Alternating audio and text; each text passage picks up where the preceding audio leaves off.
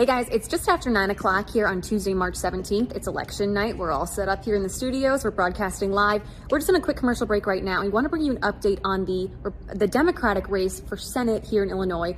It looks like Juliana Stratton is pulling away from Raja Krishnamurthy, but we want to focus for just a second on the amount of money that's been poured into this race. So we are here with Professor Paul Baumgardner. Professor, how much money have both of these candidates put into this? We'll find out after the campaign is wrapped up. But if you want to include both the official campaigns, but also outside spending, it's going to be in the tens of millions of dollars.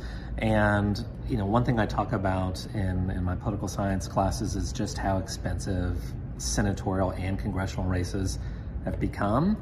Once upon a time, you could be an average Senate candidate and throw $10 million at a race and maybe be viable. That's just not the case anymore. It's especially in more purple states, we're seeing Senate campaigns and also outside parties throw $400, $500 million in order to get their candidate elected.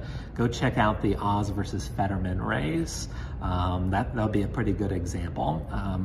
Also, this is following kind of in the heels of the presidential race becoming a multi-billion-dollar affair. A concern that we discuss in one of my classes is what this does for the average person who's interested in becoming a candidate, right? Let's say you aspire to be a representative one day or a senator, but you don't have a large pocketbook. What kind of decisions do you have to make? And also, does this maybe breed corruption because you have to sustain a certain kind of donor network that then asks for things after you've been elected? So yes, here in Illinois, very expensive race. Likely not even going to be one of the most expensive of this cycle, though. I guarantee we'll probably have more expensive Senate races in 2026. All right, well, you mentioned some outside influences there. I'm assuming you're talking also about super PACs. Yeah, super PACs and dark money have been getting a lot of attention ever since Citizens United. And we're seeing millions of dollars coming from super PACs into the Senate race here in Illinois. And it's coming from groups like the crypto industry and AI companies, but also APAC, right? So you have both domestic interests and also foreign affairs that are popping up. Now, this is a bit touchy within the Democratic Party because there is a flank of the party that resists super PACs and wants to see a weaker influence of super PACs in our campaign finance system. So in the major candidacies for the Senate race in Illinois, you've had super PAC support for all of the candidacies. But outside of the state of Illinois, you are seeing candidates say, I don't want super PAC support. So this is one of those hard issues.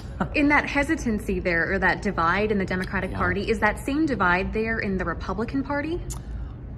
No, it really isn't. I haven't seen leading senators of the Republican Party come out and kind of champion campaign finance reform in the way that a John McCain did 25 years ago. But yes, there used to be a wing of the Republican Party that believed in strict federal campaign finance laws and didn't want kind of big money in politics. That wing seems to be smaller nowadays than it used to be. And perhaps this is an overgeneralization, but is that fair to say that translates into where the super PAC money is going as well? Is a lot of that money going to Republican candidates?